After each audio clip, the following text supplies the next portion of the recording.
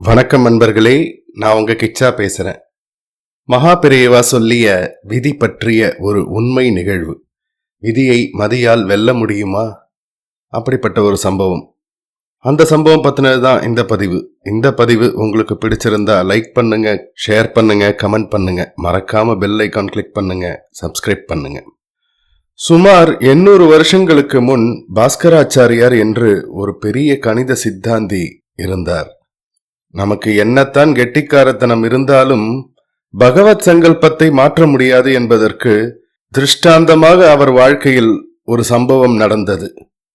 அவருடைய பெண் லீலாவதிக்கு மாங்கல்ய தோஷம். ஜோதிஷ புலியான பாஸ்கராச்சாரியார் அதை அறிந்திருந்தார். ஆனாலும் தமது கெட்டிக்காரத்தனத்தால் சகல கிரகங்களும் தீர்க்க சௌமங்கல்யத்தை தரும்படியான ஒரு லக்னத்தை கண்டுபிடித்து அதிலே புத்திரிக்கு விவாகம் செய்துவிட்டால் அவளை தீர்க்க சுமங்கலியாக இருக்க செய்து விடலாம் என்று நினைத்தார். அந்த மாதிரியான ஒரு லக்னத்தில் லீலாவதிக்கு கல்யாண முகூர்த்தமும் வைத்து விட்டார். அந்த காலத்தில் இப்போது போல் கெடிகாரம் கிடையாது. ஆனாலும் வாஸ்தவத்தில் அந்த காலத்தில் இருந்ததுதான் அசல் கடிகா. கடம், கடிகா, கடிகை என்பதெல்லாம் பானை மாதிரியான தீர்த்த பாத்திரங்களை குறிக்கும். இப்படிப்பட்ட ஜல பாத்திரமே பூர்வ காலத்தில் கடிகா அல்லது கடிகாரம். அதிலே மேல்பாகம் கீழ்பாகம் என்று பிரிந்திருக்கும். மேல்பாகத்தில் விட்ட ஜலம் ஒரு துவாரம் வழியாக கீழ்பாகத்திற்கு துளி துளியாக வந்து விழும். மருந்து பாட்டிலில் டோஸ் மார்க் பண்ணிருப்பாளே, அதை போன்று கீழ்ப்பக்கத்தில் அளவு கோடுகள் போட்டிருக்கும். துளி துளியா விழும் ஜலம் இன்ன கோடு வரை வந்துவிட்டால் இத்தனை நாழிகை என்று கணக்கு பண்ணி விடுவார்கள். அதிலுள்ள டோஸ் மார்க் ஒரு நாளில் 60 ஒரு பங்காகும். அதுதான் நாழிகை. 60 நாழிகைகள் கொண்டது ஒரு நாள். நாழிகை என்று தமிழில் சொல்லப்படும் இந்த கால அளவுக்கு சமஸ்கிருதத்தில் நாட்டிகா என்பதோடு கடிகா என்று இன்னொரு பெயர் உண்டு. அது 24 நிமிடங்கள் கொண்டது. வாட்டர் கிளாக், வாட்டர் கிளாஸ் என்று ஆங்கிலத்திலும் சொல்வார்கள். ஜலம் சீதோஷ்ணத்தை பொறுத்து ஆவியாவதால் இதில் ஏதாவது கணக்கு தப்பிவிடும் என்று பின்னர் மணல் கடிகாரம் பண்ணினார்கள். அந்நாள் வழக்கப்படி லீலாவதி விளையாட்டு பெண்ணாக இருந்த சின்ன வயசிலேயே கல்யாணம் நிச்சயமாகி இருந்தது. அந்த குழந்தை மேலே சொன்ன மாதிரியான ஜல கடிகாரத்திடம் வந்து குனிந்து பார்த்து ஏதோ சேஷ்டை பண்ணிற்று.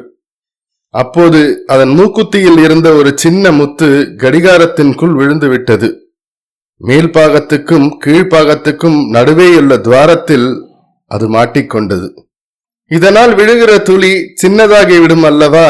இப்படி இருக்க வேண்டியதை விட சின்னதான துளிகளாக விழுந்து முகூர்த்த லக்ன கோட்டுக்கு ஜலம் வந்தபோது வாஸ்தவத்தில் அந்த சுப நேரம் தப்பி அடுத்த லக்னம் வந்துவிட்டது.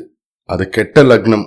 அந்த லக்னத்தில் விவாகமானதால் லீலாவதி ஜாதகப்படியே ரொம்ப பிஞ்சு வயசில் பதியை இழந்து விட்டாள். முத்து விழுந்ததை அந்த குழந்தை உள்பட ஒருத்தருமே முதலில் கவனிக்காததால் இத்தனை பெரிய விபரீதம் நடந்துவிட்டது. அப்புறம் விஷயம் தெரிய வந்தபோது விதியை யாரும் மாற்ற முடியாது என்று தெரிந்து கொண்டார்கள்.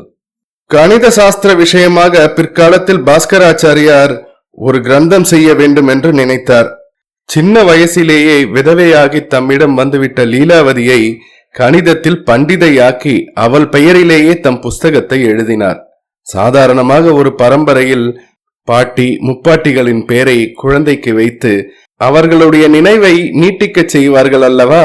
பாஸ்கராச்சாரியார் என்ன பண்ணினார் என்றால், குழந்தையே பெறாத தம்முடைய குழந்தையை கணித மாணாக்க பரம்பரை முழுவதற்கும் ஒரு ஆதிப்பாட்டியாக சிரஞ்சீவித்துவம் பெறும்படியாக தம்முடைய புஸ்தகத்துக்கே லீலாவதி கணிதம் என்று அவள் பெயரையே வைத்து விட்டார். அதில் வியக்த கணிதம், பீஜ கணிதம் முதலிய பல வகை கணிதங்கள் இருக்கின்றன.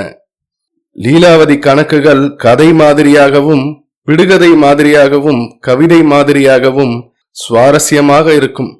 கிரகஸ்திதிகள், கிரகங்களின் கதிகள் முதலியவற்றை நிர்ணயிப்பதற்கு உபயோகமாக சித்தாந்த சிரோன்மணி என்று ஒரு கிரந்தத்தையும் பாஸ்கராச்சாரியார் எழுதியிருக்கிறார் அப்படின்னு மகா பெரியவா சொல்றார். எல்லாமே விதிப்படிதான் நடக்கும் என்பதற்கு இது ஒரு சான்றான நிகழ்வு. ஜெய ஜெய சங்கர ஹர ஹர சங்கர. இந்த பதிவு உங்களுக்கு பிடிச்சிருந்தா லைக் பண்ணுங்க, ஷேர் பண்ணுங்க, கமெண்ட் பண்ணுங்க. மறக்காம பெல் ஐகான் கிளிக் பண்ணுங்க, சப்ஸ்கிரைப் பண்ணுங்க. நன்றி அன்பர்களே.